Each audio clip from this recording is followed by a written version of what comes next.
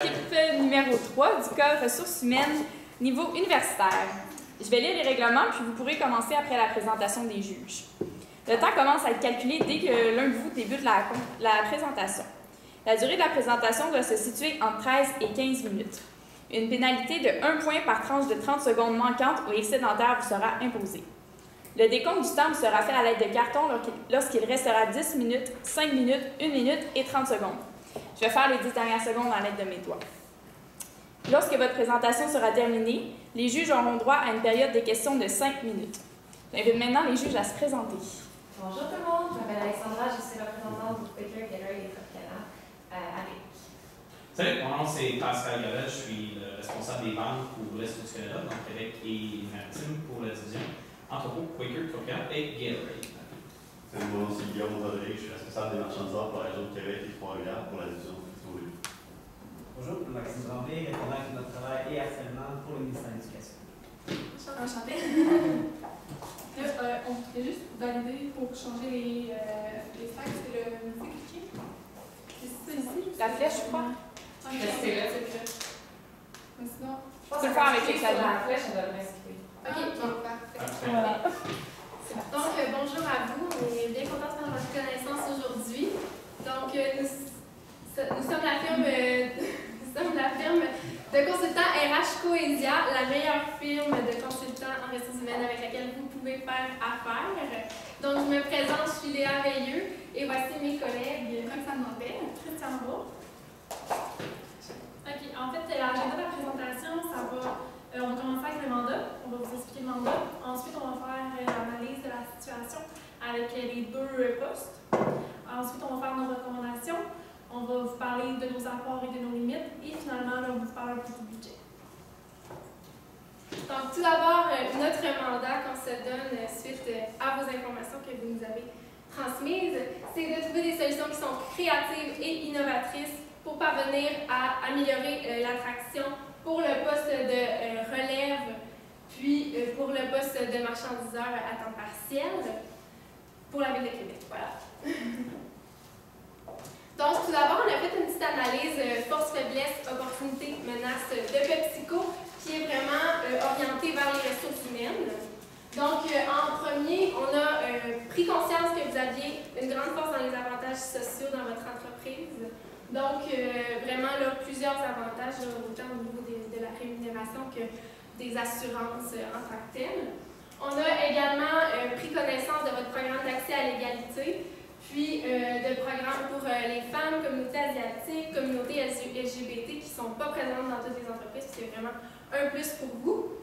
Ensuite, au niveau des défis, on s'est bien évidemment rendu compte qu'il y avait des difficultés d'attraction pour certains postes et également de rétention. Puis, de trouver une main-d'œuvre qui est qualifiée, c'est plus difficile. Puis, on a le défi également de la convention collective qui nous met des barreaux pour certaines solutions qu'on aurait pu vous proposer. De plus, au niveau des opportunités, eh bien, vous avez des possibilités de progression en emploi. Donc, quand l'étudiant arrive dans votre entreprise, il y a toujours possibilité qu'il puisse progresser et cheminer à travers les différents postes, disons. Vous avez la possibilité d'offrir des stages suite à la connaissance de l'entreprise dans les premiers postes. Puis, finalement, il y a possibilité de faire un élargissement des tâches.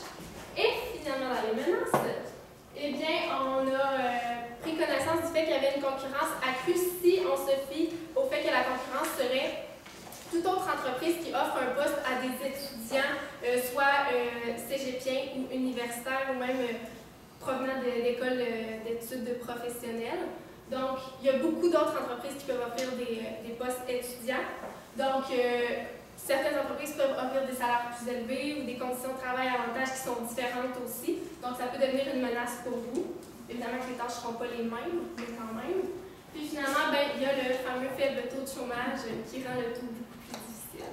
Okay, actuellement, on peut compter les coûts directs et les coûts indirects. Les coûts directs, c'est vraiment tout ce qui est coût publicité pour l'attraction de la main-d'œuvre. Il y a aussi les salaires lors de la formation. Il faut compter 4 semaines, 595 $ la semaine pour le formateur et l'employé formé. Et ça aussi, il faut prendre en compte que des fois, les employés quittent après 4 semaines, ce qui fait que ce coût-là en fait, vraiment servi à rien. Au coût indirect, là, en fait, là, c'est les commentaires des employés lorsqu'ils quittent. Ça peut être une image négative de l'entreprise, aussi les pertes de productivité lors de la formation. Nous, en fait, notre but, c'est vraiment d'éliminer les coûts indirects le plus possible. Et aussi, là, on est conscient qu'on va finir par augmenter les coûts directs. Par contre, il faut vraiment voir ça comme un investissement plutôt qu'une dépense. Donc, on a déduit que la problématique d'attraction était relativement semblable au niveau des deux postes parce qu'on cherche quand même un peu la même clientèle.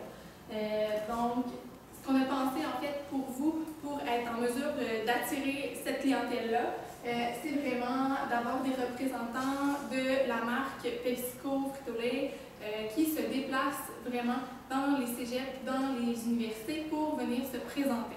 Donc, démontrer vos valeurs, démontrer tous vos beaux programmes que vous avez parce que c'est assez impressionnant, puis vaste, ouais. Ensuite, on peut aussi utiliser les réseaux sociaux pour présenter sa marque, présenter encore là ses valeurs, sa mission, qu'est-ce qu'on cherche comme personne, le profil type de notre employé parfait. On peut aussi utiliser le fameux affichage papier dans les toilettes, parce que qui ne lit pas la petite affiche quand il fait pipi? Puis il y en a partout, donc c'est sûr que c'est pas pour rien qu'il y en a à ce point-là, c'est parce qu'ils sont lus et que ça marche. C'est ça, j'ai pensé tantôt. Oui, pour l'instant, c'est incroyable. Puis aussi, faire des partenariats avec les associations étudiantes, que ce soit au niveau des cégeps ou des universités. Donc, il y en a beaucoup qui recherchent des partenaires d'affaires, des commanditaires, des gens pour présenter des cas comme aujourd'hui. C'est une opportunité pour vous, puis ça vous fait connaître que vous êtes impliqués dans le développement des jeunes. Donc, c'est une belle façon d'aller démontrer vos valeurs. Ensuite, on peut utiliser vos produits pour aller afficher vos postes. Donc, directement sur un sac de chips, par exemple, venez vous joindre dans notre équipe, on cherche des gens, puis c'est des gens que, de un, ils aiment vos produits, donc ils vont connaître déjà la marque, il vous reste juste à mettre vos valeurs, vos objectifs, qu'est-ce que vous cherchez. Donc, venez voir notre petite carrière, tout ce qu'on a à vous offrir. Ensuite de ça, donc les possibilités de stage et d'emploi à long terme, dont on a parlé un petit peu, puis faire des alliances avec les écoles professionnelles au niveau des DEP, que ce soit pour faire justement des stages et à l'intérieur pour combler les postes qui vous manquent. Donc, au niveau du poste de relève d'été, pourquoi ces gens-là quittent? En fait, c'est au niveau de la surcharge de travail. Je ne sais pas un petit peu comme je dis. Donc, non, on n'est pas parti. C'est bon, ça va aller. Donc, on avait l'intensité physique excessive et le salaire insuffisant par rapport à la charge, au nombre d'heures faites dans la semaine. Comment conserver ces personnes-là au poste de relève d'été? En fait, on a pensé faire des équipes de travail à deux. Donc, il y a une possibilité vraiment de covoiturage et d'échanger les tâches. Donc, un avant-midi, quelqu'un fait le marchandisage, l'autre pendant que l'autre peut négocier avec l'épicerie, puis faire les deux autres tâches. C'est au niveau physique, là, prendre des boîtes à dos, des moins lourds un peu. Ou sinon, il peut y avoir quelqu'un qui est plus à l'aise, plus de force, plus de la c'est pertinent pour ça. Puis ensuite, on a aussi des primes au niveau de la performance. Donc, ça, c'est sûr que c'est un élément qu'il faut que soit négocié quand la convention collective va tirer à sa fin, parce que c'est quelque chose qui ne peut pas s'ajouter présentement, mais peut-être à prévoir lors de notre prochaine négociation pour ces postes-là. Voilà. En ce qui a trait au marchandisage de temps partiel, pourquoi inquiète? En fait, c'est simple, parce qu'il n'y a pas assez d'heures pendant l'été. En fait, là, comment les considérer? Qu'est-ce qu'on pourrait faire, premièrement, si on proposait le poste de relève pour l'été à l'interne? En fait, on commencerait par leur proposer s'ils veulent l'emploi, voir si ça les intéresse. Ça leur permettrait d'avoir un emploi à temps plein. On commencerait par leur demander à l'interne. Ensuite, on pourrait aussi leur offrir une possibilité de stage à temps partiel et leur laisser l'emploi. En gros, ils pourraient faire leur emploi à la fin de semaine et faire un stage à temps partiel de 3 jours semaine, ce qui ferait leur temps plein. Et en ce qui a trait aux recommandations globales, en fait, qu'est-ce qu'on s'est rendu compte, c'est que ça peut être intéressant de faire une combinaison des emplois. Et en fait, là, ça permettrait comme ça de diminuer la surcharge de travail pour le poste de relève d'été et aussi d'augmenter les heures pour les marchandiseurs. En fait, on s'est rendu compte qu'il y avait des tâches qui étaient similaires dans les deux emplois qui pourraient être mieux partagées. Ensuite, là, on a cru bon d'instaurer un plan individuel de développement pour les employés qui sont déjà en place. Ça pourrait être une solution qui est envisageable puis qui serait efficace aussi à long terme. Donc, vous ciblez vraiment vos employés haute performance qui sont présentement en poste, puis vous pouvez lui offrir après ça des possibilités d'avancement. Donc, j'imagine qu'il y a vraiment beaucoup de possibilités de cheminement de carrière au sein de votre organisation. Donc, c'est un plus que vous démontrez, OK, je m'intéresse à cette personne-là, donc je veux la faire grandir au sein de mon organisation, puis on va lui donner tout ce qu'on peut pour qu'elle grandisse et qu'elle s'accomplisse dans notre entreprise. Donc, en fait, il va y avoir vraiment une grande reconnaissance à ce niveau-là, et ça va favoriser la rétention. Donc, évidemment, par toutes ces recommandations-là, il y a des apports, il y a des limites d'agir. Tout d'abord, pour les apports, ça permet une augmentation du nombre de candidatures de qualité. Ça va vous permettre une diminution des départs volontaires. Comme on a dit, si vous avez le programme de plan de développement, l'étudiant va savoir qu'il y a vraiment un intérêt pour lui qui reste. Donc, même s'il y a des heures à temps partiel, s'il sait qu'il y aurait quand même peut-être possibilité qu'il puisse cheminer, il pourrait décider de, par exemple, se trouver un autre emploi à temps partiel pour combler parce qu'il verrait l'intérêt que vous portez envers lui. Puis, l'image de marque de l'employeur sera améliorée, étant donné qu'il est déjà là, il comprend comment vous fonctionnez, il adhère à vos valeurs facilement. Il y aurait une augmentation de la performance organisationnelle également. Puis, dans les limites, évidemment, il y en a, comme dans la majorité des solutions. Donc, une forte implication de la haute direction et du service des ressources humaines si on veut vraiment que tout fonctionne bien, qu'il soit bien implanté, bien communiqué. Il y a des sorties de liquidité qui sont importantes pour la majorité des solutions. Il y a la fameuse convention collective qui ne nous permet pas, par exemple, d'octroyer des primes tout de suite. On devrait attendre, on devrait négocier, peut-être que ça ne fonctionnerait pas. C'est une limite à nos solutions. Puis, finalement, les ressources, c'est temps, argent et ressources humaines supplémentaires pour former les gens si on veut faire la combinaison des emplois, par exemple. Donc, au niveau du budget, c'est sûr que il va falloir prévoir des coûts pour la publicité, le design de produits, au niveau, si on veut, aller faire l'affichage sur vos produits. Ensuite de ça, il y a encore les coûts d'affichage, toute la réglementation qui est en vigueur aussi, donc il y a des frais qui sont liés à ça qu'il faut considérer. Ensuite, le coût de la main-d'œuvre au niveau de la formation, au niveau du temps qui est requis, au niveau du personnel qui est déjà en place, qui vont mettre en place toutes les recommandations qu'on vous a proposées aujourd'hui. Donc, un plan individuel de développement, ça ne se monte pas du jour au lendemain. Donc, ça prend des ressources qui travaillent là-dessus pendant un certain nombre d'heures, donc c'est à considérer aussi. Puis, donc, les stages rémunérés, c'est sûr que c'est quelque chose qui peut amener des sorties de liquidité supplémentaires. Par contre, il y a des possibilités de subventions gouvernementales à ce niveau-là, donc ça peut se rattraper. Et encore là, ça permet justement à la jeunesse de voir que vous êtes impliqués, que vous voulez conserver et développer les gens au sein de l'entreprise. Évidemment, on peut aussi voir à long terme différentes solutions. Par exemple, ça pourrait être pertinent d'avoir des voitures vraiment pour PepsiCo. En fait, la voiture pourrait vraiment servir de publicité. Et aussi, ça pourrait afficher en fait, sur la voiture qu'il y a différents postes qui sont ouverts. Ça pourrait ça ferait une possibilité de publicité. Et aussi, pour les employés, ça serait plus un acquis en fait, d'avoir une voiture, ce serait plus un atout, puisqu'ils pourraient utiliser vraiment la voiture de PepsiCo. Ensuite, vraiment, au plan individuel de développement, ce serait un avantage concurrentiel, puisqu'il y a beaucoup de concurrence présentement, il y a beaucoup d'emplois.